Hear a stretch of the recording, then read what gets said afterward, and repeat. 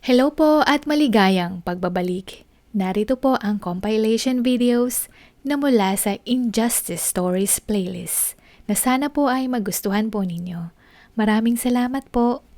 Unang video. Nung nagsimula ako pumasok sa eskwelahan, naging suki na ako ng pangungutya at pang-aapi ng mga batang kaedad ko. Siguro ito ay marahil sa kakaiba kong mga daliri. Kung makikita nyo ito at susukatin ay maigsi lang ang laki nito kung ikukumpara sa normal na daliri ng bata.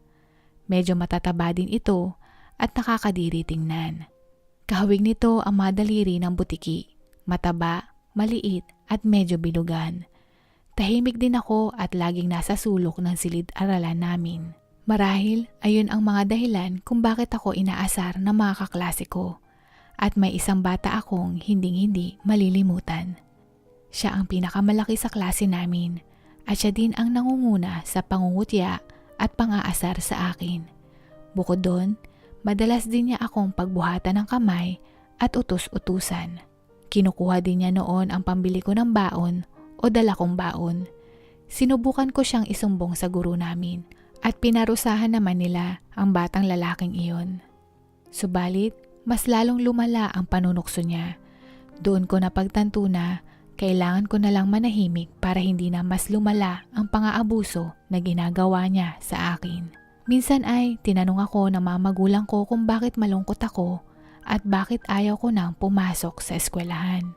At nung nalaman nila na nakaranas ako ng pang-aapi, akala ko ay magpupunta sila ng eskwelahan para ipagtanggol ako, kagaya ng ginagawa ng normal na mga magulang kapag nasasaktan ang anak nila. Sa kasamaang palad, mas ikinahiya pa nila ako. Masakit nung tinutukso ako sa paaralan. Pero mas masakit na maramdaman mong ikinakahiya ka sa tahanan na dapat sana ay poprotektahan at mamahalin ka sa kung ano ka man. Nung nakatapos ako ng grade 1, ay nagkaroon ako ng bagong kapatid kaya nagsimulang magtrabaho muli si mama at papa. Dahil pareho silang nagtatrabaho, nais nila na umuwi ako agad para bantayan ko ang aking kapatid. Kaya musmus pa lang ako, pero namulat na ako sa mga gawaing bahay at pag-aalaga sa sanggol. Ako ang nagpapalit ng diaper, ako ang nagtitimpla ng gatas, at minsan ay pinaglalaba din ako ng mga damit. Ako ang naging magulang sa aking nakababatang kapatid na babae dahil minsan lang umuwi ang aking mga magulang. Nung tumuntong na ako sa high school, ay naging kaklase ko ang mapang-asar kong mga kaklase. At lalong-lalo na ang lalaking nangunguna sa panunukso sa akin noong nasa elementarya ako. At doon na napansin ng kapatid ko na nakakaranas pala ako ng ganon. May pagkakataon kasing habang naglalakad ako, ay pumupunta sa likuran ko ang mga kaklase ko at tumatawa. Tinanong ako ng kapatid ko kung anong nangyayari. Sinabi kong wala lang iyon. Pero matalino ang kapatid ko at malawak na ang pangunawa niya para sa edad niya. Simula noon, palagi nang nagrereklamo sa akin ang kapatid ko. Bakit daw ang hina-hina ko at bakit daw ako pumapayag na apihin ako? Galit na galit siya at nagbago din ang pakikitungo niya sa akin. Yung dati kong kapatid na sobrang mahal ako, bigla na lang akong ikinahiya at kinaiinisan. Dagdag pa doon ay naiinis din siya sa akin dahil daw tumatahimik lang ako kapag sinisigawan ako ng mga magulang ko. Bakit ang hina-hina mo? Yan ang tanong ng kapatid ko na tumatak sa isipan ko. Sa totoo lang, isa din yan sa mga tanong ko sa sarili ko. Mas lumala ang pagkainis niya sa akin nung lumaki na siya at nag-aaral na ng high school. Nagpasya ang kapatid ko na tumira sa ibang lugar. Siguro marahil ay ayaw na niya kaming makasama. Sa edad kong ito, madalas akong nasa bahay. Hindi naman ako tamad dahil ilang beses din akong nagkaroon ng trabaho. Kaya lang madalas ay nasesesante ako dahil sa itsura ko. Dahil din dito, palagi akong sinisigawan ng mga magulang ko at sinasabihan na pabigat ako sa kanila. Matagal na ang panahon ang nakakalipas simula nang umalis sa bahay ang kapatid ko. Isang araw ay nakatanggap ako ng mensahe sa message app, galing ito sa kapatid ko. Sinabi niya na Magpapakasal na daw siya at inimbitahan niya kami para sa isang dinner. Maaga kaming nakarating sa restaurant at nung dumating na ang kapatid ko at ang mapapangasawa niya, bigla akong parang nanigas sa kinauupuan ko. At hindi kayo maniniwala, maski ako ay hindi agad nakapaniwala, na sa dinami-dami ng lalaki sa mundo ay yung taong nang api at nangungutya sa akin ang naging boyfriend at mapapangasawa ng kapatid ko. Napaka mapaglaro talaga ng tadhana. Alam ng kapatid ko na yung lalaking iyon ang nangaasar sa akin noon at hindi ko maintindihan kung bakit siya pa ang napili niya. Ganun na lang ba talaga ang galit sa akin ng kapatid ko? Naupo kaming lahat at doon ko mas lalong napagtanto na hindi pa din nagbabago ang lalaking iyon. Kung gaano siya mapang-asar at mayabang noon, ay ganun pa din siya hanggang ngayon. Pagkaupo niya, agad niyang sinabi na, "Aba, payat mo pa rin ah. At may pagka-weird ka pa rin talaga gaya ng dati." Hahaha, joke lang. Pero alam kong hindi iyon isang biro at hindi pa din siya nagbago. Dahil kung nag-mature na siya, dapat ay kahit papaano meron siyang kaunting respeto man lang at alam niya paano ilugar ang mga pang-aasar niya. At ganoon din ang kapatid ko, kitang-kita pa din sa tingin niyang parang nandidiri siya sa akin. May sinabi din ang kapatid ko sa akin, "Kuya, mukhang talunan ka pa din ah. Bakit hindi ka gumawa ng sarili mong buhay nang sa ganon ay hindi ka na umaasa kila mama at papa?" At syempre, nung sinabi niya iyan, tawa ng tawa ang kanyang boyfriend at halata mong mas lalong nang aasar. Kagaya ng dati, wala akong magawa at para akong nakaupo lang. Lahat ng bangungot na nakaraan na pinaghirapan kong kalimutan ay isa-isang nanunumbalik sa akin. Mas lalong naging madilim ang masalimuot kong buhay. Sinabi lang nila na ikakasal sila pero hindi nila ako diretsyang inimbita. Kaya nung mismong araw ng kasal nila ay hindi ako dumalo. Pumunta naman ang mga magulang ko at mukhang wala naman silang pakialam na wala ako doon. Ilang taon ang lumipas habang nasa bahay ako naglilinis at hindi inaasahan na biglang pumunta ang hambog na asawa ng kapatid ko. Nagsisisigaw siya doon na parang baliw. "Kapatid mo, ninakaw niya ang pera ko, ilabas niyo siya!" Sambit niya. Hinatak niya ang damit ko at binalibag ako sa sahig. Pinagsususuntok at pinagtatadyakan din niya ako. Sa sobrang lakas ay muntik na akong mawala ng malay. Siguro ay napansin niya na grabe na ang natamo ko kaya umatras siya noon at nagsisisigaw muli. Ang nangyari daw ay pagkalipas ng 2 taon nila bilang mag-asawa ay bigla na lamang tinangay ng kapatid ko ang lahat ng pera nila sa bangko at bukod doon ay kinukuha din niya ang pera sa negosyo ng mga biyenan niya. Kinukuntsaba daw ng kapatid ko ang mga kontraktor ng kumpanya at pinapatungan niya ng sobrang laking halaga ang mga supplies na gagamitin. Pinagkakatiwalaan daw nila ang kapatid ko dahil sa pamilya na nga daw ang turing nila dito. Kaya hindi nila inaasahan na lolokohin sila nito. Hindi lang daw iyon, nalaman din daw niya na may nilalanding maraming lalaki ang kapatid ko. Bigla na lang din daw ito nawala na parang bula at doon lang daw niya napagtanto ang lahat ng bagay na ito. Nawalan daw ng napakalaking pera ang negosyo ng pamilya nila kaya hindi na nakayanan na magpatuloy pa at lahat ng naipon niya ay nawala.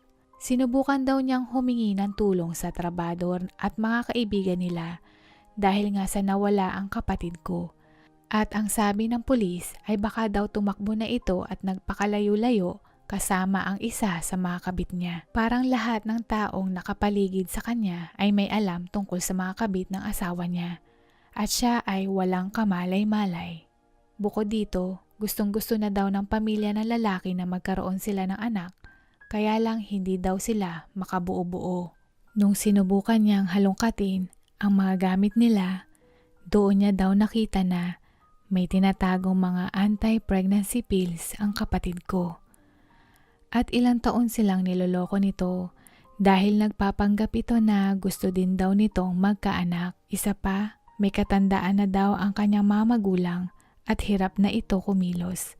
Nalaman din niya na hindi daw inaalagaan at pinapakain sa tamang oras ng kapatid ko ang mga magulang niya.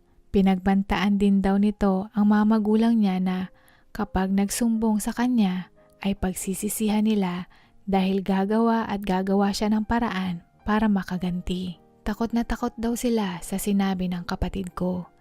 At hindi daw niya ito alam dahil nabulag siya sa pagmamahal sa kapatid ko. Nung nawala ang kapatid ko, doon lang daw nagkalakas ng loob ang mga magulang niya na sabihin sa kanya ang buong nangyari. Ang masaklap ay nalaman niyang hindi rin rehistrado ang kanilang kasal. Hindi sila legal na mag-asawa. Ang lahat ng iyon ang dahilan kung bakit galit na galit at kinasusuklaman niya ang kapatid ko. Pansin kong napagod na siya sa kakasigaw at dahil wala sa bahay namin ang kapatid ko, ay umalis na lang din siya. Hindi ko alam, pero nakaramdam ako ng takot at pag-alala sa kapatid ko. Hindi ko inaakala na kaya niyang gawin ang lahat ng iyon. Mas malala pa ang ginawa niya sa asawa niya kaysa sa ginawa sa akin ng mapangutya niyang asawa. Mapangutya at pinagsamantalahan ng mas matindi ang nang-aapi sa akin noon. Kaya nanlambot ako at naisip ko na napakasama ng kapatid ko. Ngunit wala naman akong nabalitaan na napatunayan nga nung bayaw ko ang mga paratang niya sa kapatid ko. 1 taon ang nagdaan, nakatanggap ako ng tawag mula sa kapatid ko. Pansin kong parang nag-iba ang boses niya sa nakasanayan ko na laging nakasigaw at nangdidiri sa akin. Napakalambing niya at tila ba ay may pagmamalasakit sa tono ng kanyang pananalita. Kuya, nasa probinsya ako ngayon. Pwede ka bang tumira dito kasama ko? Mayroon akong bahay dito at kasya tayong dalawa. Ipapaliwanag ko na lang sa iyo lahat pagdating mo dito. Papadalhan kita ng pera pamasahe mo. Huwag ka nang mag-isip ng kahit ano pa at pumunta ka na lang dito. Pautos niyang sambit sa akin. Dala na din ng pag-aalala, agad akong umalis at pumunta sa kanya nang hindi na nagpapaalam sa mga magulang ko. Nung makarating ako sa kanya, agad niya akong niyakap at humingi ng paumanhin sa akin. Nagulat ako dahil sa pagkakatanda ko, napakatagal ng panahon mula nang huli niya akong niyakap. Nung makaalis na ako sa pagkakayapos niya, doon ko napansin na umiiyak na pala siya. Naging taimtim at mahaba ang naging pag-uusap namin nung araw na iyon. Ikinuwento niya sa akin ang lahat ng nangyari at ang rason kung bakit niya iyon ginawa. Gusto daw niya akong ipagiganti sa lalaking iyon sa lahat ng pang-aabusong ginawa nung lalaki sa akin. Alam daw niyang hindi ko kayang lumaban, kaya siya na ang tumayo para sa akin. Hindi lang daw kapatid ang turing niya sa akin, kundi parang isang magulang na din. Kaya labis daw siyang nasasaktan sa tuwing nakikita niyang inaapi ako. Noong mga panahong nasisigawan niya ako ay dahil sa gusto daw niya akong matuto at hindi dahil sa nandidiri siya sa akin. Sa katunayan daw ay sobra siyang nasasaktan at kaya siya umalis ng bahay ay dahil hindi niya kayang tiisin na nakikita niya akong mahina. Habang mag-isa daw siya ay biglang nagtagpo ang landas nila nung lalaking nang api sa akin at doon na niya naisip ang plano niyang paghihiganti. Bago pa man sila ikasal, natuklasan niyang may iligal na transaksyon ang maliit na kumpanya ng pamilya ng asawa niya. Doon na siya nagsimulang magplanong pabagsakin sila. Nakipag-ugnayan siya sa kinauukulan at siya ay isang nagpapanggap na asawa para matimbong ang mga mali nilang gawain at managot sa batas. At nung meron na siyang nakalap na sapat na ebidensya, doon na siya naglahong bigla. Pinagbabayaran na nila ang mga nagawa nila ngayon sa kulungan. Lumipat siya sa probinsya para makapagsimula siyang muli at kasama ako sa mga plano niya sa buhay. Nung marinig ko ang sinabi ng kapatid ko, ay hindi ako makapagsalita at napaluha dahil napag-isipan ko siya ng masama noon. Lahat ng mga paratang ng bayaw ko ay pawang mga kasinungalingan lamang. Hindi ko akalain na sobra niyang tapang at lakas ng loob na gawin ang mga bagay na iyon. Yung matagal nang nakabara dito sa puso ko ay parang unti-unti nang naglalaho. Sa kauna-unahang pagkakataon sa buhay ko, nakaramdam ako ng pag-asa at pagmamahal. At higit sa lahat, nakakuha ako ng tapang at lakas ng loob mula sa kanya. Natutunan ko ding ipaglaban ng tama at huwag hayaang mangibabaw at ipagsawalang tabi ang mga maling gawain at bagay. Hinding-hindi ako papayag na maapi ako muli, lalong-lalo na ang kapatid ko. Maraming salamat, Bunso. Pangalawang video. Pumanaw si Mama noong maliit pa lamang ako, kaya wala akong matandaan na kahit anong alaala naming dalawa. Pero may mga ilang litrato naman na itabi si Papa at ipinakita niya ito sa akin. Bagamat maaga akong naulila sa ina, hindi ko kailanman naramdaman na nagkulang ako sa pagmamahal. Ilang taon pagkatapos namatay ni Mama, nag-asawa ng bago si Papa. Iba sa palaging naririnig nating kwento tungkol sa masamang stepmother. Naging mabait sa akin ang naging bagong asawa ni Papa. Isa siyang anghel na hulog ng langit sa akin at sa nakakatanda kong kapatid. Itinuring niya kaming parang sarili niyang anak. Sa katunayan, hindi ko pa maintindihan hanggang ngayon, pero napagdesisyonan niyang hindi magkaroon ng sariling anak kay Papa dahil pakiramdam niya ay maaari kaming magselos kung may bago siyang baby. Sinabi niya kay Papa na sapat na kaming dalawa na anak niya at ibibigay niya ang buong pagmamahal niya sa amin. Kaya lumaki kami ng siksik sa pagmamahal at inalagaan niya kami hindi bilang isang stepmother o bagong nanay namin, kundi bilang isang tunay na ina. Naging maayos ang buhay namin bilang isang pamilya. Naalala ko pa nga kung gaano kami kasaya nung ipinagtapat ni Kuya na magpapakasal na siya. Pero higit sa lahat, nakita namin kung paano nagtatatalon sa tuwa si Mama. Nagkita-kita kaming lahat para sa isang hapunan kasama ang pamilya ng mapapangasawa ni Kuya. Medyo hindi naging maganda ang kinalabasan nung gabi namin. Palagi nilang tinatawag si Mama bilang aming stepmother. Kagaya ng sinabi ng ina ng fiancé ni Kuya na, "Stepmom ka lang nila, pero napakaganda ng pagpapalaki mo sa kanila." Hindi ko alam pero nakaramdam ako ng pangiinsulto nung mga sandaling iyon. Kaya hindi ko na din napigilan ang aking sarili. Mawalang galang na po, hindi po namin siya stepmother. Nanay po namin siya. Kaya mas mabuti po kung hindi niyo siya tatawagin na stepmother. Pakiusap ko sa kanila. Ramdam ko na medyo nag-iba ang timpla ng mga tao doon, pero alam kong tama ang ginawa ko. At hindi na nila muling binanggit ang salitang iyon. Hindi na sila kasingsigla noong una, pero gumaan ang loob ko at alam kong bumuti din ang pakiramdam ni Mama at Papa. Ikinasal na si Kuya, pero nung matapos ang kanilang kasal, napapansin kong palagi akong iniinis ng asawa ni Kuya sa tuwing nagkikita kami. Palagi pa niya din na tinatawag si Mama na stepmother, o kaya ay may sinasabi siya na mga salitang parang papuri pero sa totoo ay nang iinsulto siya. Naalala ko nung nabuntis siya, sinabi niya na, "Sana ay maging mabuting ina ako sa aking anak kagaya ng pagiging mabait sa inyo ng inyong stepmother." Hindi talaga ako mapalagay at palaging gumugulo iyon sa aking isipan. Siguro, oversensitive lang ako at protective sa mama ko. Isang beses ay napuno na ako sa lahat ng pang-iinis niya at sinabihan ko siya na, "Hindi mo ba maintindihan? Siya ang mama namin, hindi namin siya stepmother. At siya ay napakabuti at napakamaalagang ina sa amin. Kaya kung susubukan mo muling insultuhin siya, huwag na huwag ka nang babalik dito sa pamamahay namin. Ayokong marinig ang mga masasakit mong salita. Ayokong makita ang pagmumukha mo.